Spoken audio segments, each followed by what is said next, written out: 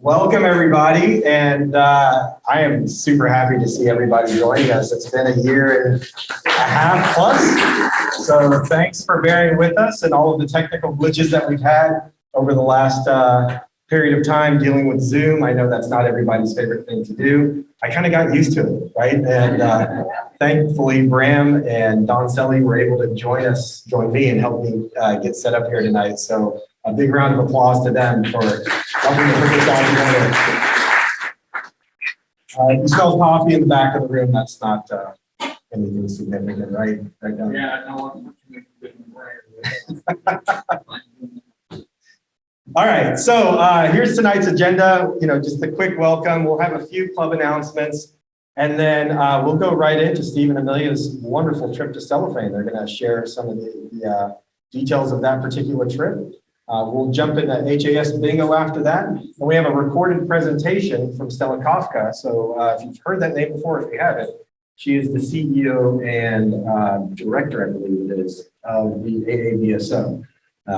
Wonderful talk on Betelgeuse. We've had a lot of different mysteries around that star and why it's doing what it's doing. So she's going to talk about that. And then we're going to finish off with the great HAS quiz of 2021. So you're going to need your cell phones tonight, if you have those, so you can, your smartphones, I should say, so you can participate remotely like that. Same thing with the bingo, and we'll jump right into it.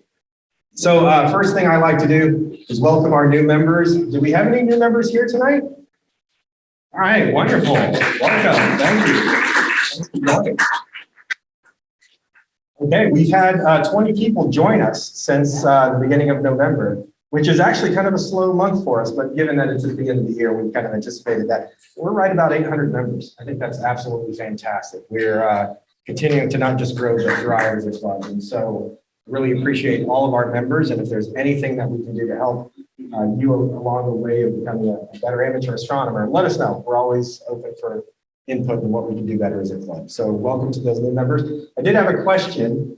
How many of you have been members here since the 1970s? Raise your hands. All right. I heard Larry Wadle was supposed to be coming as well. So congratulations. Anybody since the 80s? Look at that. Wonderful. Congratulations. 90s? All right. That's fantastic. Early aughts? All right. Oh, wonderful. We always like to not just celebrate our new members, but those who've been with us for a long time. This year's been a little bit tough. We've lost some members who were with us for several decades. Leland Dolan was a member since 1958, I believe. Steve, is that about right?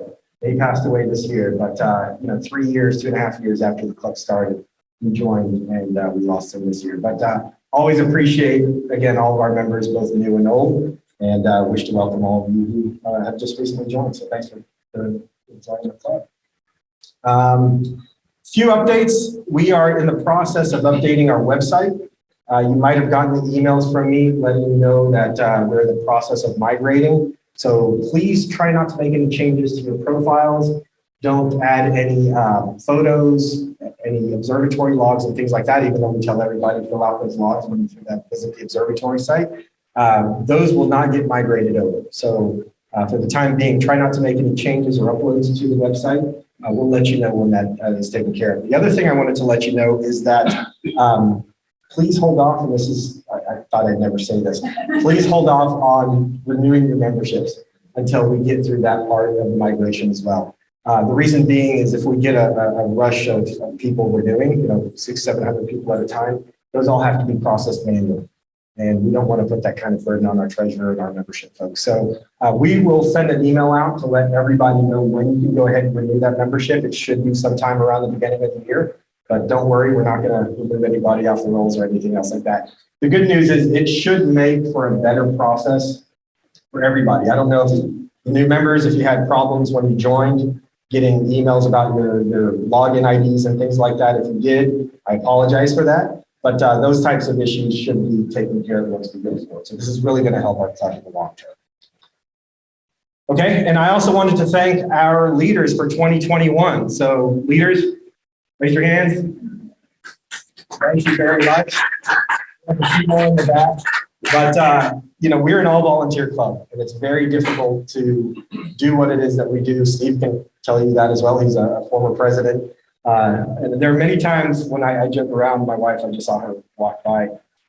There are times when I put more hours in for AJS than I do for my own job. So, and I know a lot of the other volunteers who make this run fairly smoothly do the same thing. So from the bottom of my heart, I want to thank all of you for all that you've done this year. Those who are highlighted in yellow are either leaving the leadership ranks next year or are transitioning into different roles next year as well. So Mike Ekstrom had some health issues, and so he retired. Bonnie Lurie took over as treasurer. Doug McCormick stepped away as AL coordinator, and the new AL coordinator is in the back there. Kailash and Sarah are also moving on, and again, we have a wonderful slate of candidates to take their place. And speaking of which, we did get our annual elections done in the middle of last month, so this is the slate of leaders for 2022. So a lot of familiar names there. And I want to thank everybody else who's jumped in the fray for 2022. Is going to be helping us grow the club the next year.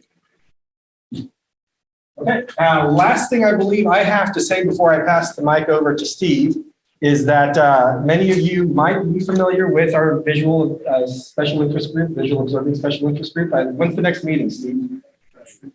Wednesday. So Wednesday is our next visual VSIG group meeting.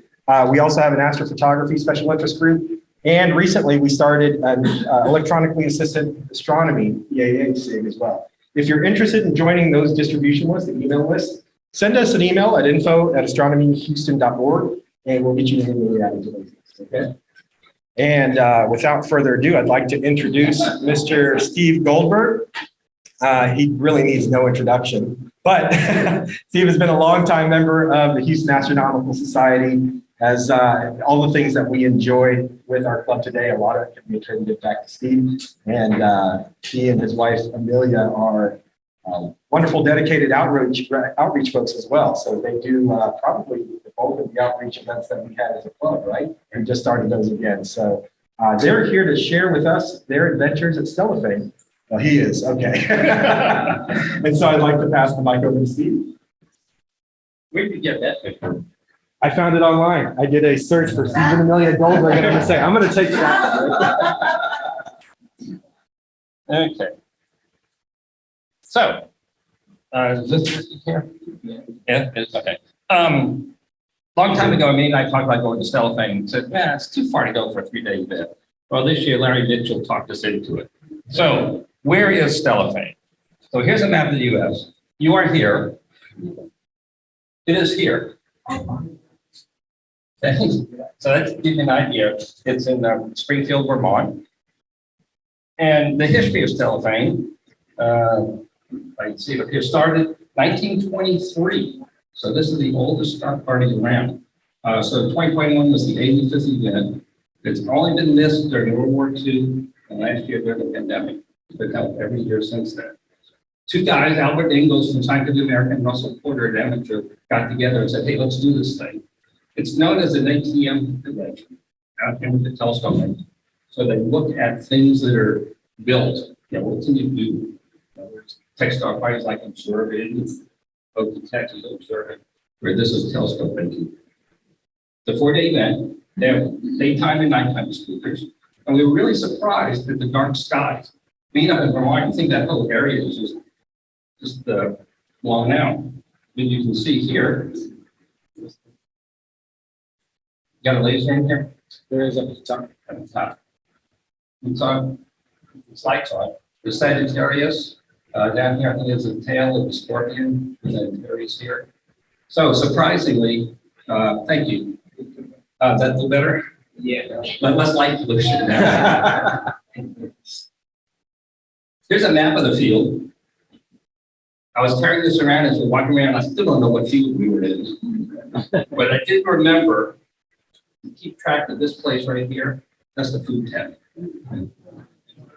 So you walk around, there's a whole bunch of roads and walkways and stuff that they line out for the event. So one of the historic places there is the pink clubhouse. Rumors abound on why is it pink, but we think the main rumor is that somebody had some extra paint. And it's been that way since then. Inside are pictures. This is Engels and Porter, the two guys who started it. And they have these panels that just fold out pictures. One of the pictures is the women of 1958 who were there. And here's just more pictures and more pictures. And you see these things, the panels. You know, like when you go to Walmart and they got posters on display, you flip those things over. That's what they are. And they got them all over the walls. How much was they room left? One of the things from Porter, who started, is called the turret telescope. And you can see the date here of 1930. And of course, I have the big clubhouse there. And the way it works is the light comes into a mirror here, reflects up, and then back down to the eyepiece. So this mirror, I think, rotates somehow and reflects it when there's a mirror in here and then back inside.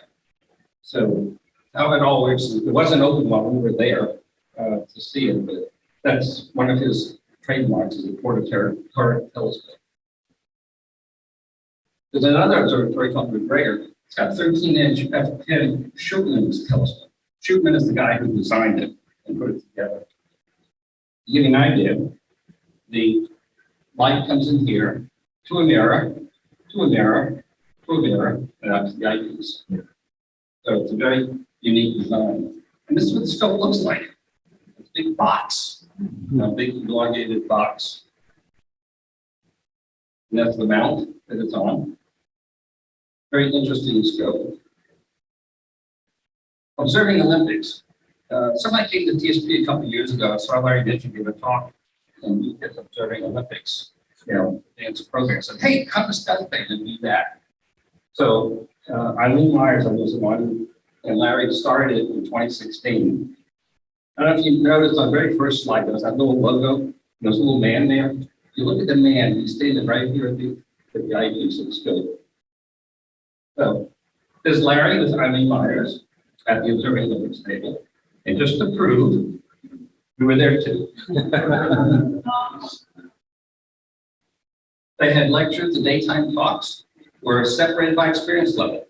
Like intro binoculars, and then artificial star field, mirror grinding, photomultipliers. So depending on your level, you had a different section of talk to go to. And Sir William Herschel, that was Larry's talk. The keynote speaker was Stella Kafka, which we're going to hear about tonight. The observing fields. It was a rolling land, so it wasn't totally flat.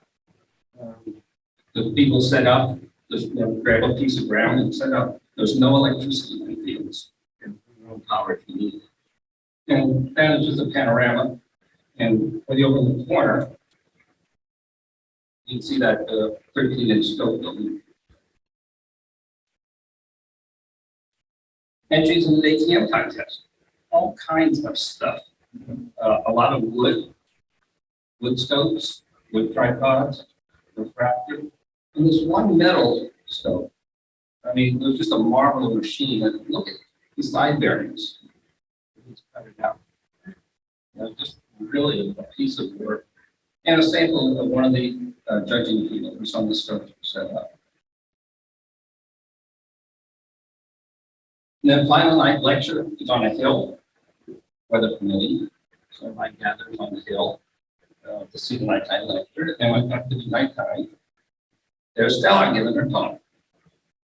So when you hear her talking tonight, think of this picture. So anyway, so after the final night lecture, it's time to go back home. Time to go back home. Anyway, so we did drive. We did not bring a telescope because we put 6,000 miles on the car, and we did the sightseeing stuff between here and there, going and coming, and visit relatives along the way. So, if you want a travel log, that's another topic for another day. So, anyway, that's a quick overview of Stellafane. Any questions? They normally have about 1,500, but I think this year it's low to like 800 or 900. Pretty big, yeah. Bigger than GSP, right? Bigger than GSP, much bigger. It's also short, like the Thursday to Saturday night. Yeah. Okay. Anything else? Was it spread out? No, the area is probably about the same. That's when you have the whole map of the different areas. I think TSP is more spread out. Because I have a big difference in area and space between the lower field, middle field, and upper field. So we were all closer together. And actually, Stellafane, the telescope makers own the land. But the deal with this county to have the land has got to go back to natural. So all these roads and posts they put in for parking areas, cement bunkers to stop you from driving on, all that's got to be removed and put back the next year. So it's about a week process on each end. And then they do have a building out there to store it all. Like right now. How do you compare the observing conditions with the? Amelia, you want I would see.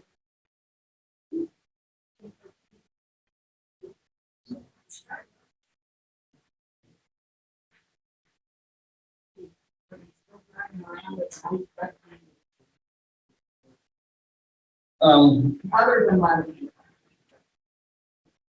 we didn't see that much driving at night. not a whole lot. No. I think driving was more on the exit road going out as opposed to in the middle of the area itself. Okay. Anything else? I'll hand the clicker over to Mr. President. Thank you. Appreciate it.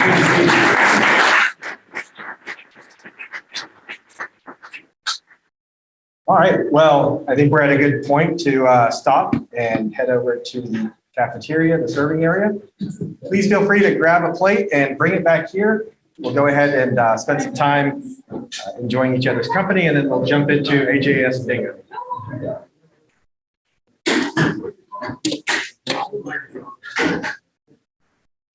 So I killed the level on your line. Hopefully I'll remember to turn it on.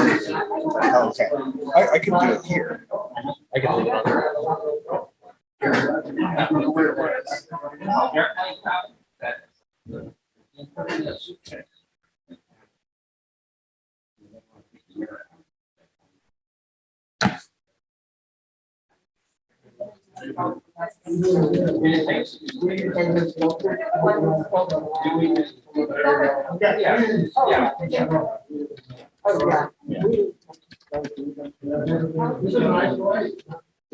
Thank you. I will. Well, I know it said not to do it online until after whatever. Yes. But I'm like, we're going to the meeting, so. I will get Take this care to with Bonnie. me. Yes, thank you. No problem, thanks. Bill. Oh, thank you. All right, for those of you who are joining us on Zoom, we're just taking a break right now to grab something to eat, and we will be back probably in about 15 minutes or so. So please feel free to take a break, grab some food, a beverage, and sit tight. We'll be back. Thank you.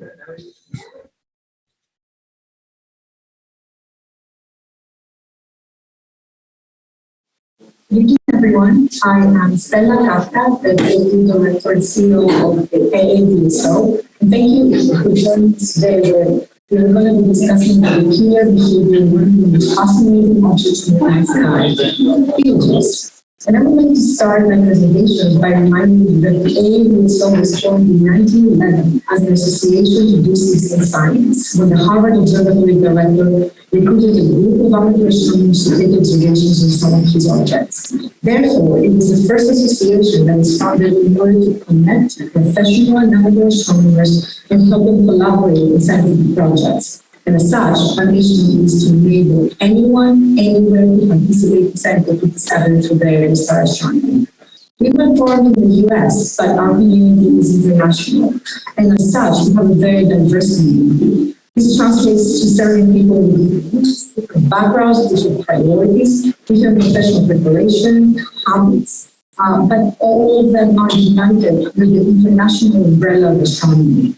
We have individuals who are interested in using variable star data in the research projects. We work with educators to introduce astronomy to their students. We collaborate with a very dedicated group of volunteers. We communicate with individuals who are interested in learning more about new discoveries and progress in variable star research. People who actively support citizen science and believe in the mission and are by our side. And of course, we work with our observers, those who acquire data through the telescopes, CCDs, or DSLR cameras, and share this information with the wider community through the AAVSO International Database. At the very core of our program is variable stars. These are objects whose brightness is changing with time if we compare them with other stars in their vicinity. And we can actually measure the brightness variations using all types of means of observation in our disposal. With your eyes, your CCDs, your DSLR cameras, the cameras that you're using to take pictures of difference in harmony. And this is my favorite example demonstrating how variable star looks like. This is a series of 3 consecutive digital images of a star cluster. This is M3 that were taken at the same night and were converted to a movie. So what you see is pretty much cycling through 3 different images again and again. Each dot here represents a star in the cluster, bright and faint ones. If you just look at the cluster like that, you see that most stars are not really doing anything. So they're just hanging out in there. But if you pay very close attention to this movie, then you will see that there's some stars that are blinking. There's some stars that are changing in brightness with time, such as this one, for example, here, or this one here, where the cursor is pointing. These are the variable stars we're interested in. These are stars that are changing with respect to other stars that are not changing in time. And in order to actually study them and understand them, what we do is we measure the brightness in each of the images or each of the times that we go observe them, and we build what we call a light curve.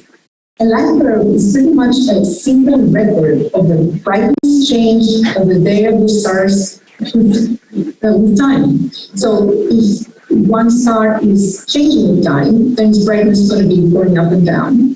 If the star is not variable, so it's not changing with time, then its brightness will pretty much not change. It will be a straight line. And we build this diagram and the way that we start the way it starts changing with all means that you have available. Actually, I have just a pair of binoculars. So when I'm observing variable stars, I'm just building that little diagram just by looking at them with my naked eyes.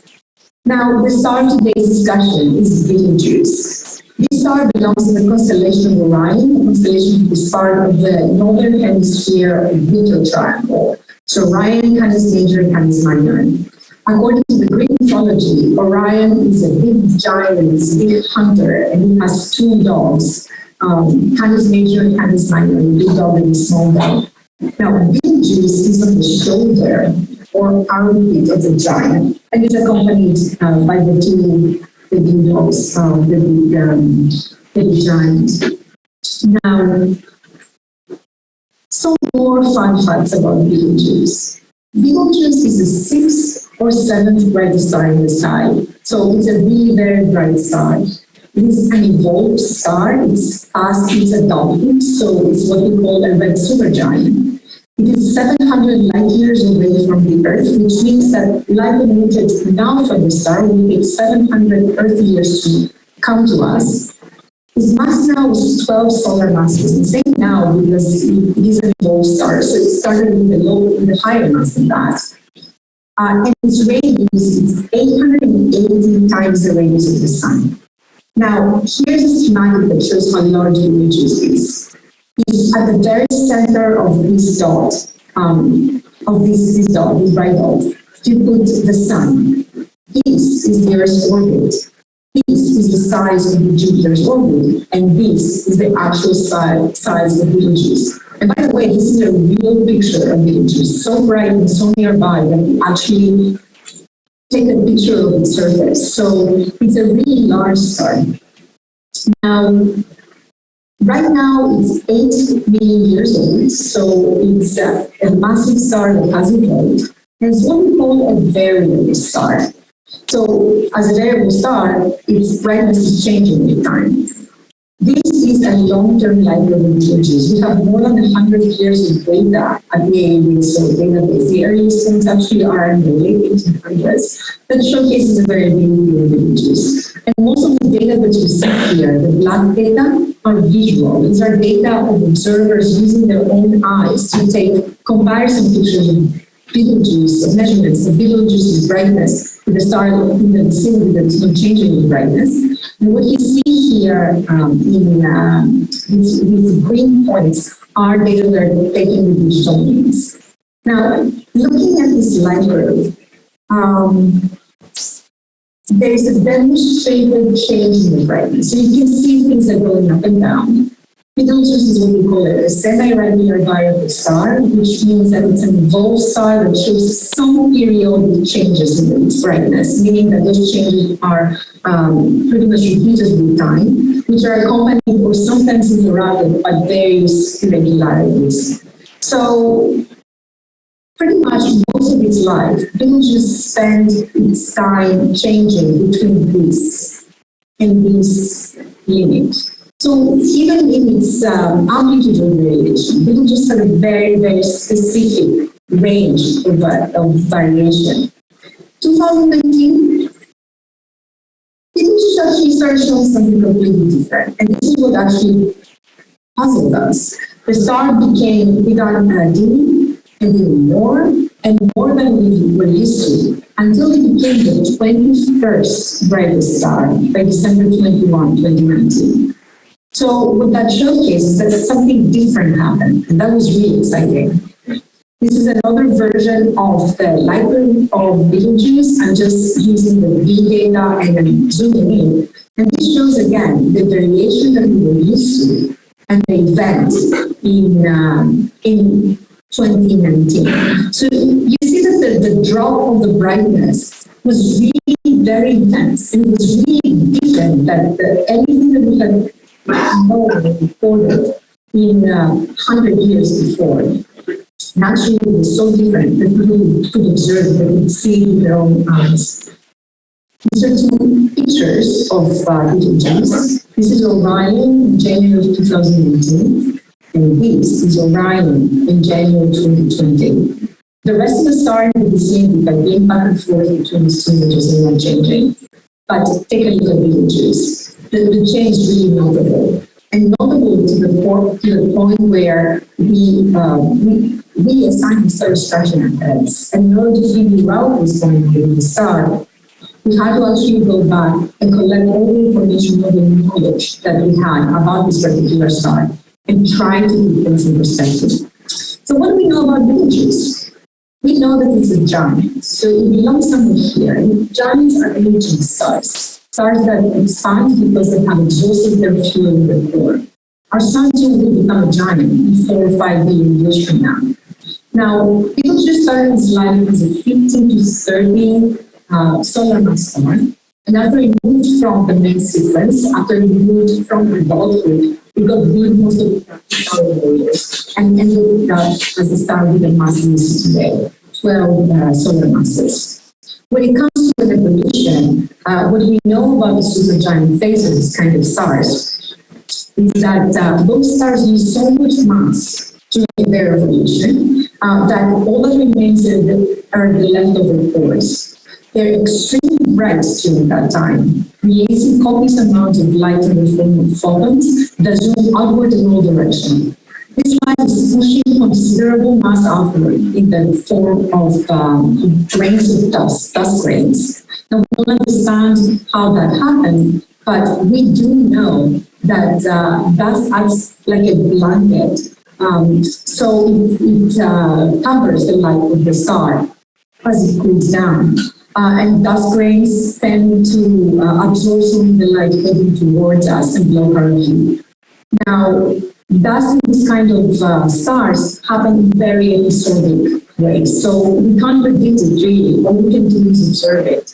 And we do know that Betelgeuse has such dust episodes. This is a real image, a real picture of Betelgeuse that was taken by ESA's Herschel Space Telescope in infrared wavelengths, where dust emits the most in 2012.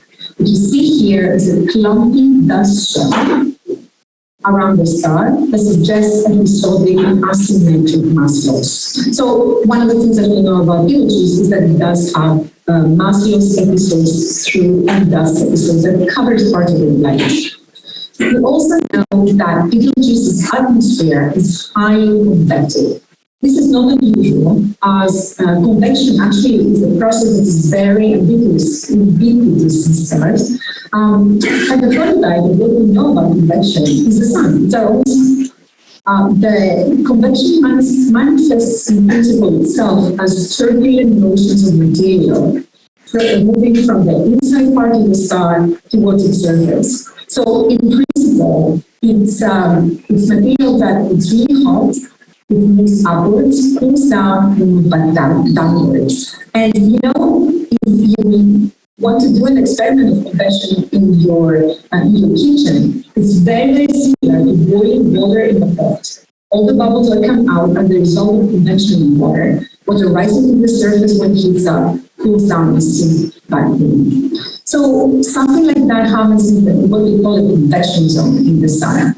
Gas heats up, moving to the surface, and then there it cools down and moves back in. So we have gas cells doing this kind of bubbly motion in the sun. And you know, the cool thing about the sun is that it's nearby. We can definitely take movies of its surface. This is, there you go, this is a movie that we're taking with GIST, which is a National Science Foundation new telescope, 4-meter solar telescope, during the commissioning of this telescope. So you see that pretty much this particular surface of the sun, part of the surface, looks like boiling soup, right? You see all kinds of motion there, micro motion there. Now, as I said, convection is very similar to the supergiants. This is actually a numerical simulation. It's not a real movie, but it's based on data that showcase convecting patterns in Betelgeuse's atmosphere that occur in 2 different time scales. The first one is a long one, and a long one can be detected only by the analysis and study of the long-term life of the star. This is a more detailed version of the compressed light curve that I showed you that is more than 100 years of Betelgeuse. And what you see here, you have to really look closely, are patterns like this. So a very slow change in the pattern of the change of the light curve of Betelgeuse that lasts for about 5.9 years. So this is one form of effect that we see in the light curve because of convection. The second one is much shorter term modulation. This is a little bit faster than we see it actually every year in the data of Betelgeuse, and it lasts about 425 days. So both effects are due to convection. Well, with that in mind, what's going on with the dimming? This actually dimming was much deeper than before. Can we use this past knowledge? Can we use what we know about giant stars, about Betelgeuse to explain it? Well, there are 2 different theories, actually not necessarily completely, but 2 different theories that attempted to explain this particular phenomenon. Theory number 1 was that the current dimming is due to a very unusual, extreme, short-term dimming cycle within the main 5.9-year-old one. And actually, those 2 cycles, for some reason, overlapped and led to a big dark spot at the surface of the star that led to a dimming.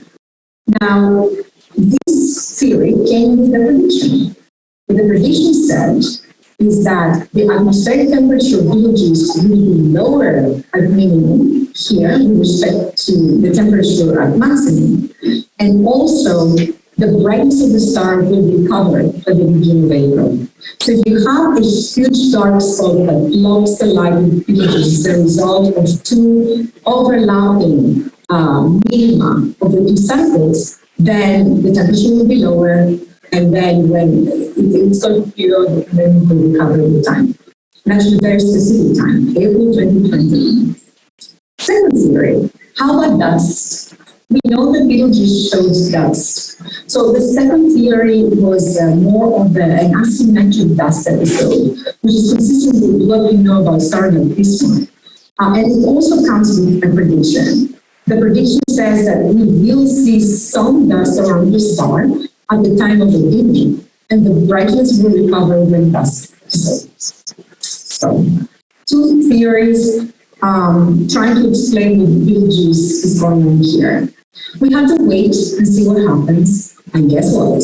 The system recovered, and recovered in April 2020.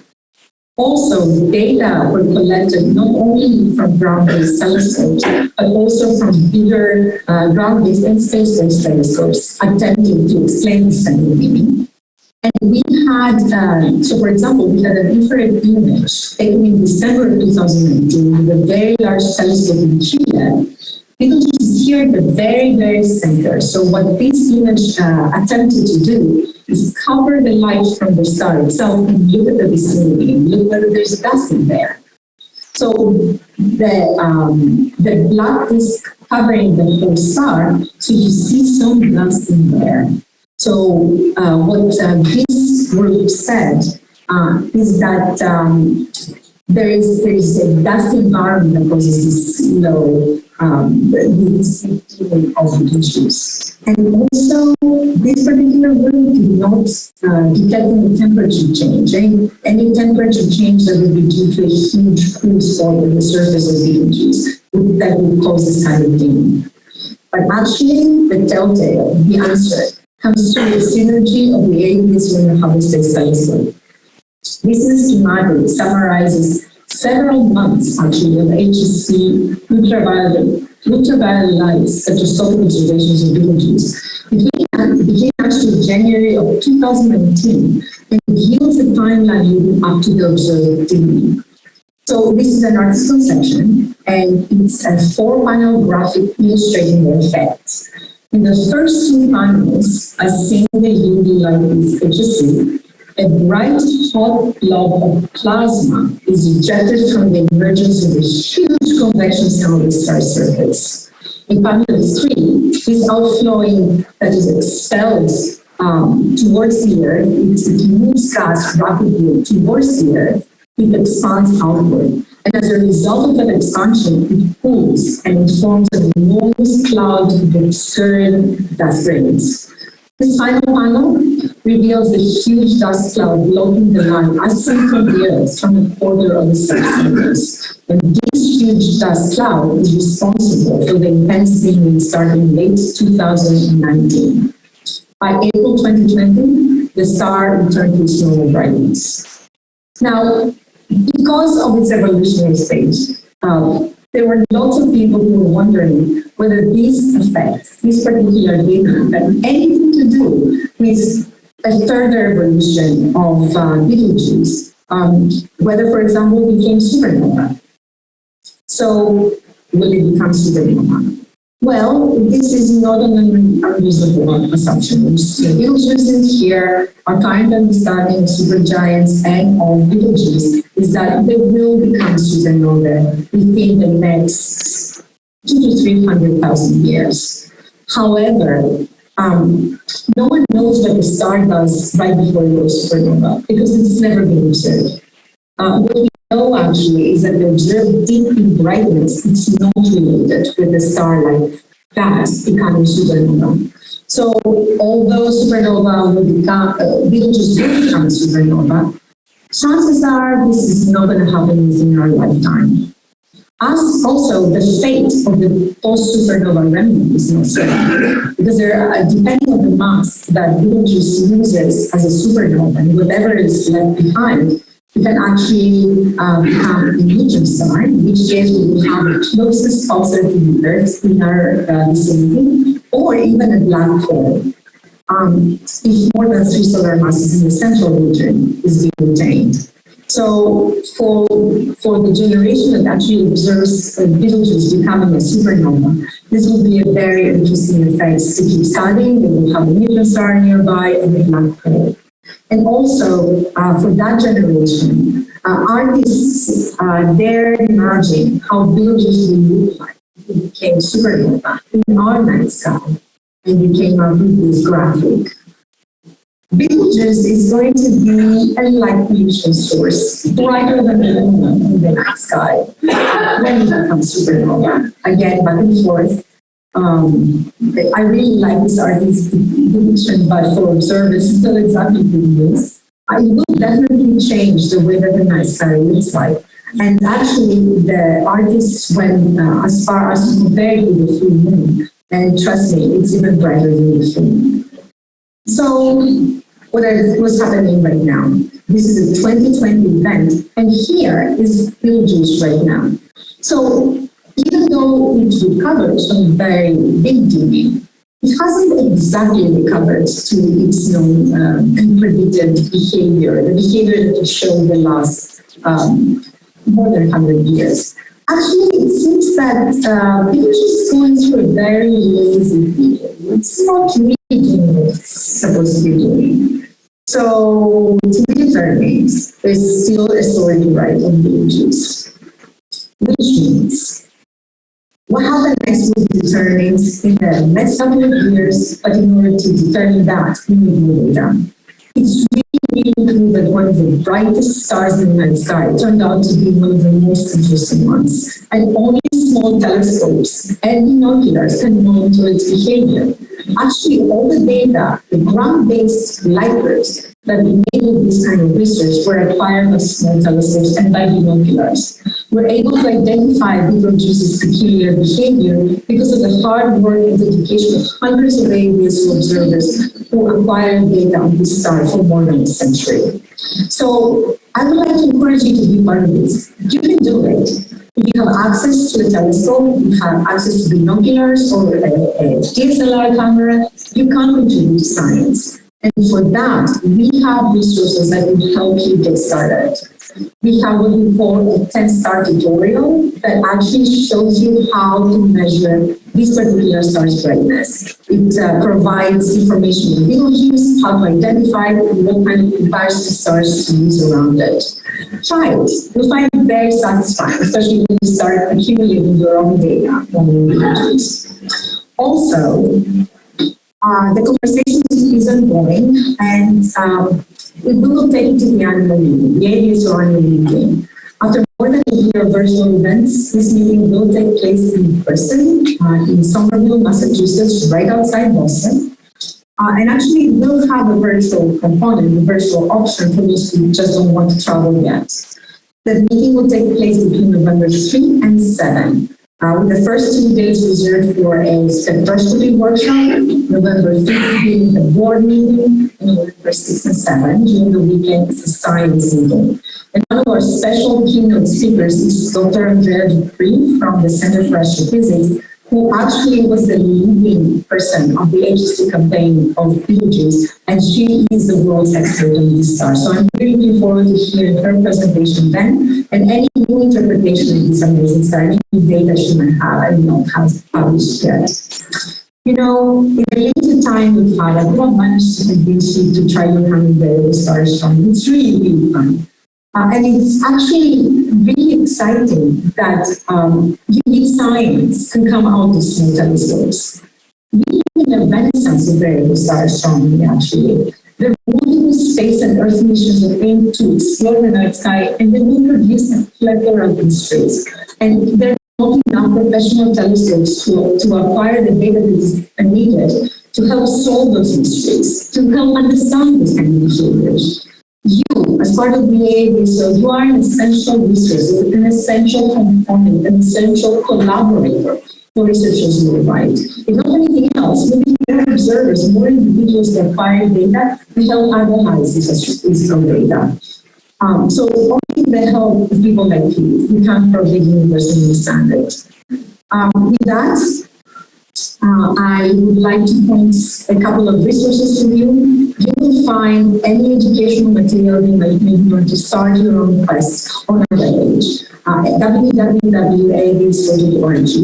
If you have any questions, please feel free to contact us, aavso@aavso.org. And the AAVSO will be by your side along the way of your observation. We provide help desk, we provide training, we provide whatever help you might need. I would also like to encourage you to become a member. We are continuing our work and we're providing all these resources because of the generosity of our members, those who are paying full membership to the AAVSO, and of course our donors. And with that, I would like to thank you for your attention, wish you clear skies, and hope to actually meet you in person at some point in the future. Thank you.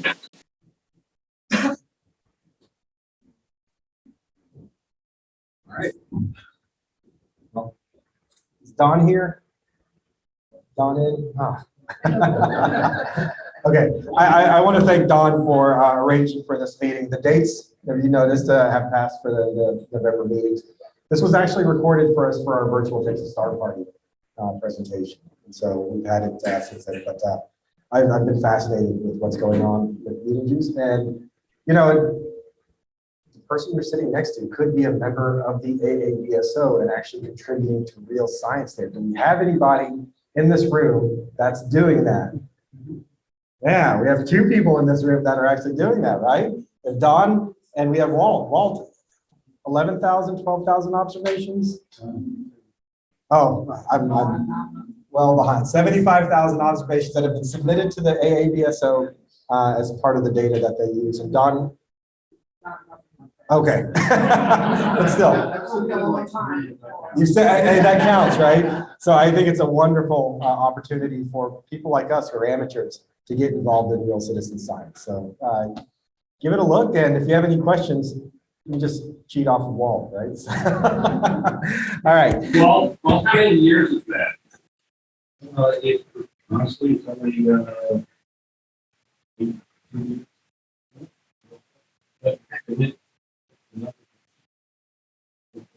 it's a big light curves where you take a lot of images so that it doesn't like get weights in the light curves. So spinning it. The other side of it is business. And you don't so easily get 75,000 observations from it. That's really right. He's not here tonight because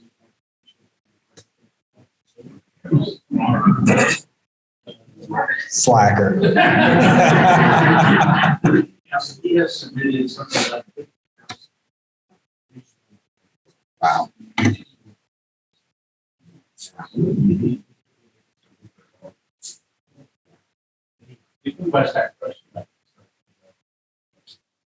And with cams, I'll reach out to you about cams as well. So, all right, who's ready to have some fun playing bingo?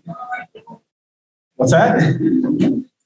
All right, we're going to play HAS bingo. To participate, you have to have a smartphone. Go to tiny.cc/HAS bingo. That's all lowercase. And I'm going to need an assistant. This is my daughter, Zia. She loves astronomy, so she's going to help me out with this. My son, Alex, he likes astronomy, not as much as she does. All right. Hey, Joe, is it possible to still share your screen? Yeah, can you not see it? It's very fuzzy for us. We can, if you. Hang on one sec.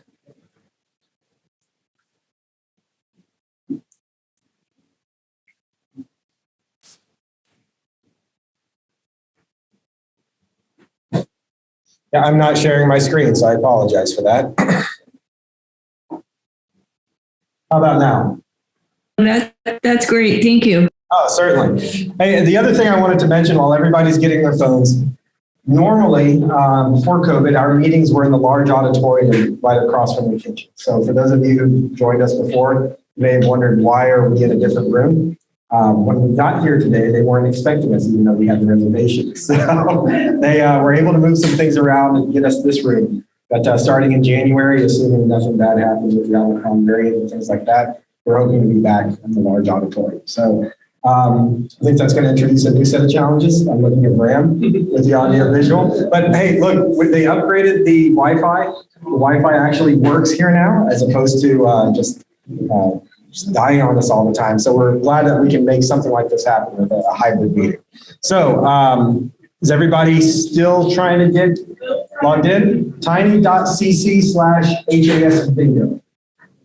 Okay, when you get on there, you'll be prompted with a button that says generate a card, okay? Go ahead and click that button. And for those of you that are participating over Zoom, you can join as well. Make sure to turn your microphone on, because first person to actually call bingo and be verified gets a $25 Amazon gift card. So we will get your information and email that to you as opposed to giving you a physical card afterwards.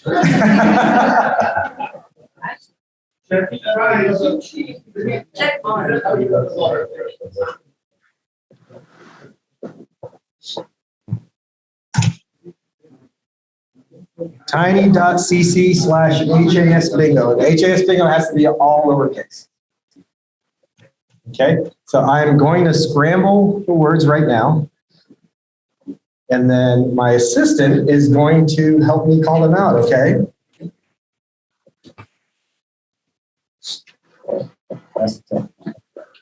Can you say something?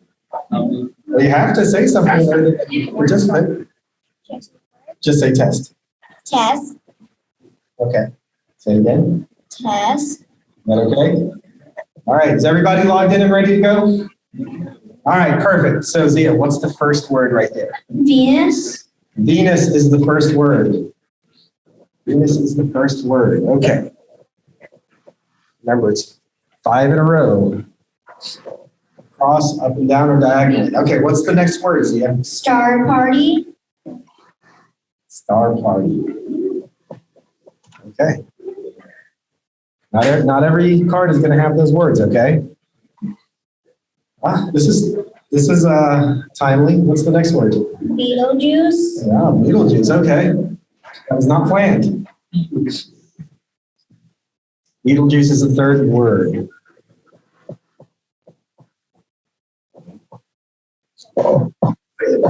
Lunar Scope, Loner Scope. Those of you who are members, you get to participate in the Loner Scope program, borrow a telescope from our vast library of telescopes.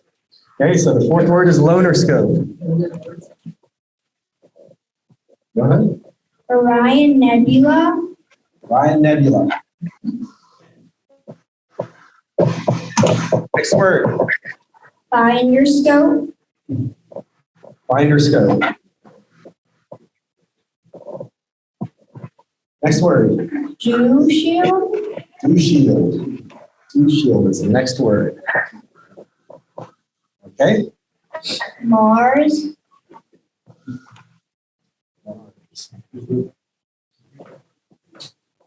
All right.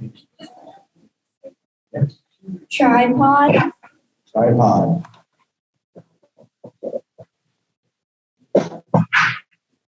Planetary Nebula, Planetary Nebula. Astronomy, Astronomy. Not astrology, astronomy, right? By the way, every time we come here, people say, oh, you're the Houston Astronomical Society, right? It used to be on the card up front. Yeah, not really. All right. Next word. Great Hercules Cluster, Great Hercules Cluster. Who's getting close? You're close? Okay. Run away. Yes. Oh, you're one away, Bill. Okay. Sun, Sun. Sun is the next word. All right, next word. Pluto, Pluto. Ninth planet, right? Yeah. You're darn right. I knew that'd get a response. All right, Pluto. And the next word after that that's a little small. Astrophotography. Astrophotography. I added too many words, I think. Milky Way, Milky Way. Milky Way. Wait, did you say Astros? No. Polaris. Polaris, Polaris. Bingo. Uh-oh. Is that Bill Spiteri? Yes, it is. Okay, Bill, you know what? You have to. Is there any way you can show us your screen? Or are we gonna have a word for it? Can you turn his phone? Yeah, can you turn? Wait a minute, I'm working at it, okay? I'm working on it. You know, if you can't, you know, I can't just take your word because He I'll could do it. no, He could do a screenshot. Do a screenshot. yeah, you can do it. I'm working on it. I'm working on it.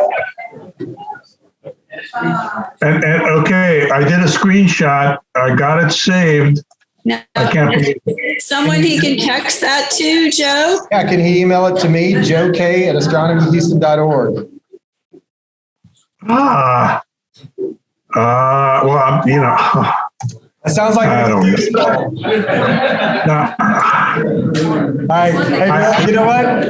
We'll take Bill's word for it that he's got 5 in a row. Bill, you are the winner of the $25 gift card. Congratulations.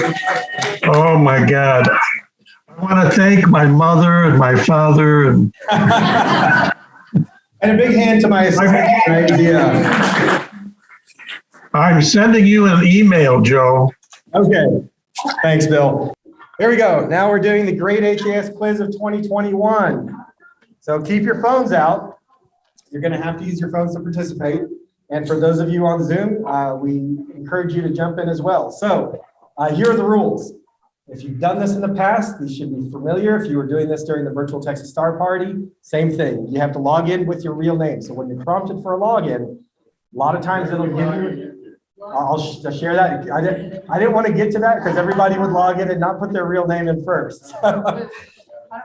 So we'll share that in a minute. Log in with your real name when the time comes to log in. Don't use the nicknames they provide because there's no way I could tell who Star Blazer is or anything else like that. Don't just click on join, actually put your name in. We're going to ask a series of 10 questions. You have 20 seconds to answer the question, okay? You get points for answering the question correctly. You don't get any points if you don't answer it correctly. However, the faster you answer the question, the more points you get, okay? First place finisher gets a $25 Amazon gift card, okay? 10 questions, and I have seen these things where, you know, somebody's leading for the first 9 questions, blowing it away, and they just absolutely flub the last question. So if you're behind, don't think, hey, I'm giving up. There's always a chance, okay? So to join, is that somebody on Zoom had a question or? Okay.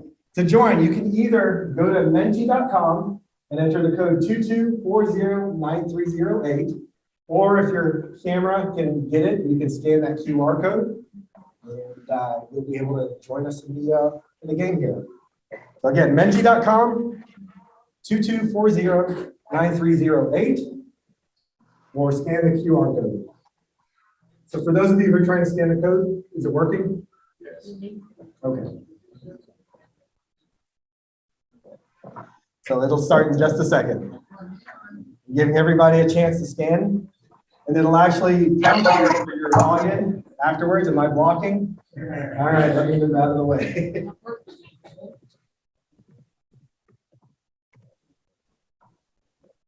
Okay, so you should see a screen that says something like the Great HAS Quiz of 2020. That's where you want to be, okay? So for those of you on Zoom, are you guys in as well? That'll be on the next screen once we start the quiz, okay? We just want to get everybody to that point where they see the Great HAS Quiz of 20. It says 2020. That should be 2021. So where's Don Sully? Don? So I just want to add a caveat here, a disclaimer. I did not come up with these questions. If you've ever participated in these quizzes that Don has put together, you know how challenging they can be. So again, don't come after me. You can go after Don. All right, the Great HAS Quiz of 2020 here in 2021. And everybody in? All right, here we go. We've got the cheesy game show music as well. See all the participants. Did it not prompt you for your name? Okay. Give everybody a second or two to put their names in.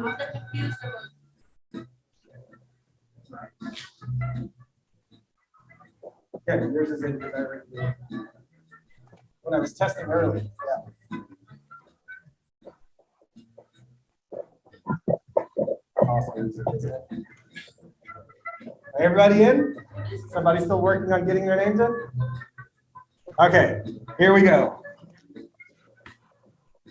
Question number 1. Remember, answer faster to get more points. This interstellar asteroid, A2017 G1, was thought to look like the Battlestar Galactica. What was it named? Adama, Oumuamua, Starbuck, or Uamama? That was Don. That was not me. 7 seconds left.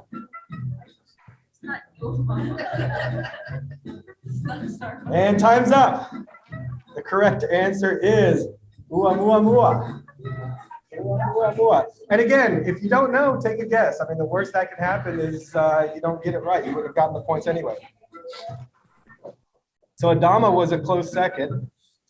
And Oumuamua is Hawaiian for Advanced Scout, which fits since it's the first interstellar object catalog. If you remember, it came in and was gone before we had a chance to really do a lot of observing of that object. All right, question number 2. Oh, well, let's see who the leaders are. Fabiola and Steven tied for first with Avik very close behind, okay? Doing really good here. Question 2 out of 10. By apparent magnitude, what is the brightest star in the Earth's sky? Is it Sirius, Capella, Rigel Kentaurus, or the Sun?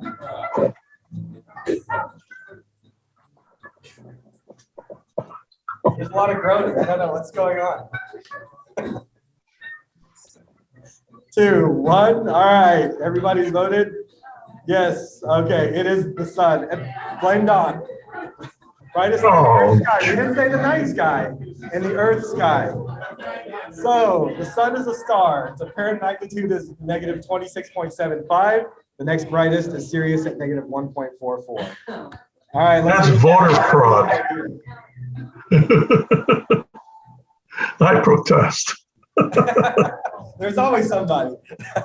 All right, Carmela is in first place still, and Avik is right behind. Bobby in third. There you go, Bobby. Question 3.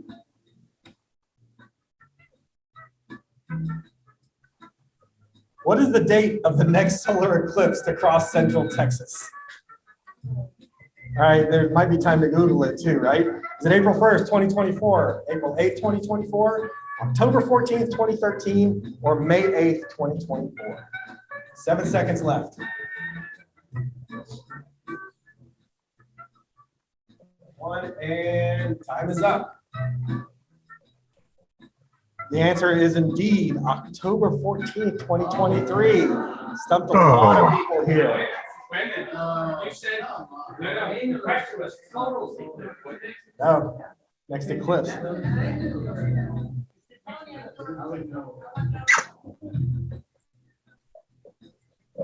It did say, yeah, solar eclipse. Yep. All right. An annular eclipse will cross Texas on October 14th, 2023, almost 6 months before the total eclipse on April 8th, 2024. I think Steve's going to beat me up after this. Like I said, I didn't come up with these questions. Martial and Anna Leslie answered that, and Kathy as well. So what does that do to our leaderboard? Martial's in the lead. Okay. Like I said, we're only a few questions into this. There's always a chance to come back, especially with Don's questions. Question 4 out of 10. Who is credited with solving Einstein's equation to create the Big Bang Theory? Is it George Lemaitre, Edwin Hubble, Chuck Lorre, or Fred Hoyle?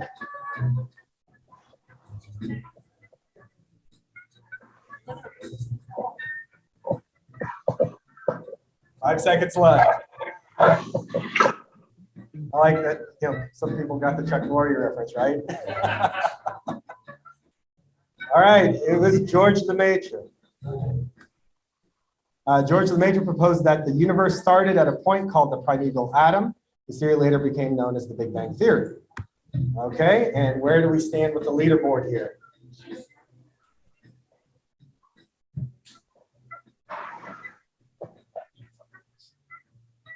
Jill's still in the lead with Jane. There's Jane. There she is. Second place, Fabiola in third. Bill was the fastest on that one. You're making me blush. We can tell. All right, who named Lemaitre's theory the Big Bang? So sticking with the Big Bang theme. Was it Fred Hoyle, Sheldon Cooper, Edwin Hubble, or Albert Einstein? Probably the most famous person on that list, right? Unfortunately.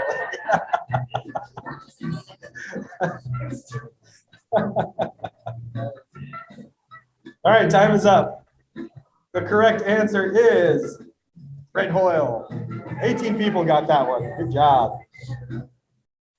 Now, in 1950 on BBC Radio, Fred Hoyle belittled Lemaitre's primeval atom by saying it required everything to start in a Big Bang. So kind of in a roundabout way, you know, did a good thing, right? By criticizing it. All right, so Perdip was the fastest, and Bill is in the lead. Avik is right behind with Walt. Look, Walt's in the top three now, right? See how quickly this can all change. And Lauren is fourth. Question 6. We're starting the second half here. 1965, this cosmic signal proving the universe is expanding was originally suspected to be caused by a warm pigeon poop in the receiving antenna. The CBM, CMB, WPP, or ICEM. Sorry, on my screen, it's being blocked out a little bit. So if I'm missing some of these things, I want to get that out of the way. Time's up. It is the CMB, cosmic microwave background. Originally thought to be warm pigeon poop. All right, the answer is B, CMB, the cosmic microwave background. The other answers are just Dawn.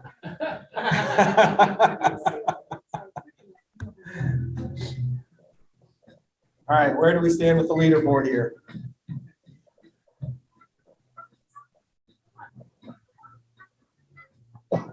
Avik is in first place now with Lauren coming in second. She was the fastest on that one. Bill slips to third. Question 7 out of 10. Oh, wait, hold on. I messed that one up. 2021's manned space flights by Virgin Atlantic and Blue Origin argued over the true boundary for spaceflight. This boundary is called the Blue Line, the Van Allen Belt, the Cape Carbon Line, or the Edge of Space.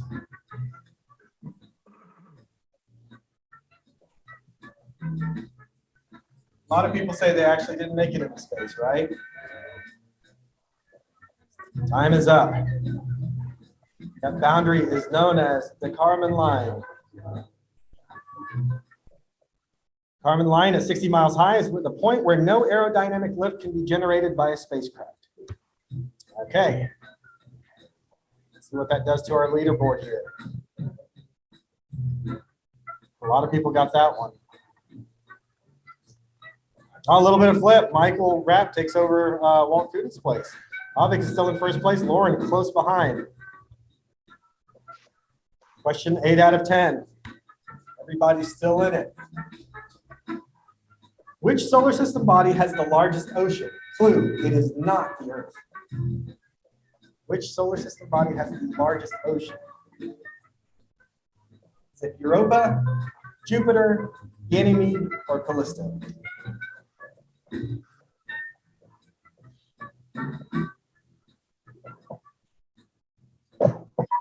Time is up. I'm looking for the exit because I saw these questions earlier. Most people answered Europa, Jupiter. Jupiter. I needed to find the exit just in case everybody comes after me. I didn't come up with these questions. According to NASA, the liquid hydrogen and helium covering Jupiter's solid core is the solar system's largest ocean. So not necessarily liquid water, liquid, right? That was a trick question. Like I said, blame Don. Where's Don? Notice he's hiding right now, right? So most people. Hey Joe, is this stuff going to be on the test, Joe?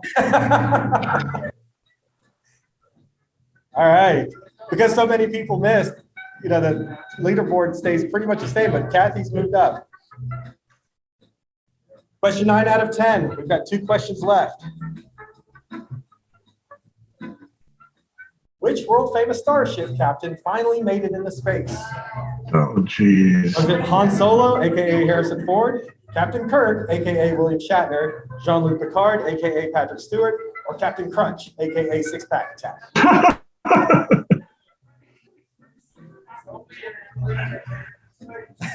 Right.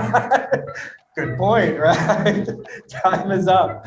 All right, the vast majority got that one. It is Captain Kirk, aka William Shatner, who was on October 13th, 2021, became the oldest person to travel to space. Who's what, 91? Wow. All right, and where do we stand with the leaderboard here? This is one where answering quickly is going to help out. It looks like Lauren may have overtaken. Yes, Lauren's in first place, leading by 29 points. Okay. Last question. It's for all the marbles. Here we go. The first pulsar was discovered in 1967 by a grad student who named it Little Green Men 1. Who was the grad student? Was it Neil deGrasse Tyson, Jocelyn Bell Burnell, Carl Jansky, or Vera Rubin? 8 seconds left. You have to guess, just take a guess. 3, 2, 1, time's up.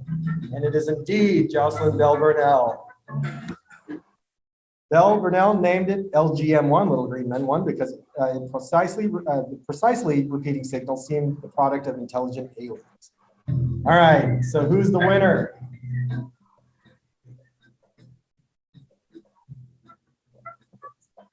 Lauren's gonna pull this out. Lauren Harrington is the winner. Congratulations, Lauren. Congratulations. The winners are all on Zoom tonight. I mean, come on, and, you know, got to pick it up for everybody here too. What's that? Let me take a look, actually. 33 players, yes. 33 players, so congratulations, Lauren. Lauren, if you wouldn't mind, you know what, I've got your email, so I'll send the gift card to you, so thank you very much. All right. Thanks so much, Joe. Oh, absolutely, thanks for joining us.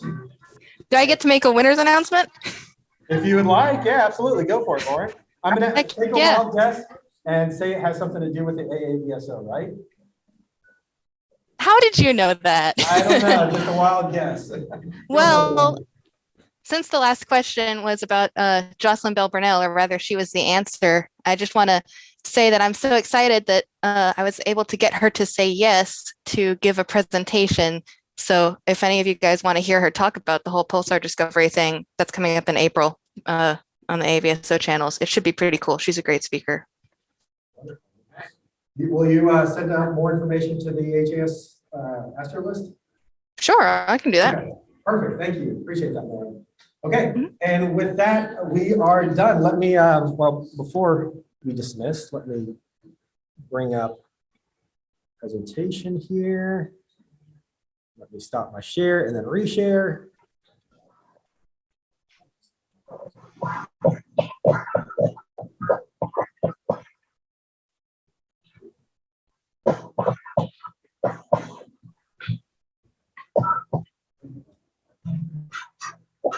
Okay, Joe, this is Pizzeri. I sent you email with my bingo card so you can show it to your attorney. I appreciate that, Bill. We're going to get to the bottom of this, right? Okay, share screen, PowerPoint, you can see it over here. All right, there we go. So again, everybody, thank you for joining us tonight. It's I'm really happy that we're able to get together here for our December meeting. We're able to join together in some food and fun, and there he is. He comes in after the fact. He's the least popular guy here. I warned him ahead of time, right? This is a typical Don Sully quiz. But Don, thank you so much for helping to put this together tonight. It was a wonderful. Again, thank you all for joining us here. For those of you who are on with us virtually, again, I really appreciate you joining us. Our next meeting is Thursday, January 6th. That's our novice meeting. That will be online. The general meeting on Friday, January 7th, still to be determined. We got to figure out what's happening with this Omicron variant and whatnot. My hope is that we can have another meeting here at the Trinity Mendon Hall Center. And if that's the case, we'll start at 6:30. If not, we'll do the online thing at 7 o'clock, but we will let people know. The date is still the same, so we don't have to take a vote or anything like that as per our bylaws. And again, if you're on social media, you can follow us at all of those different social media sites. If you have any questions for me or anybody else in the club, info at astronomyhouston.org, joe@astronomyhouston.org. Thank you very much, and the meeting is adjourned.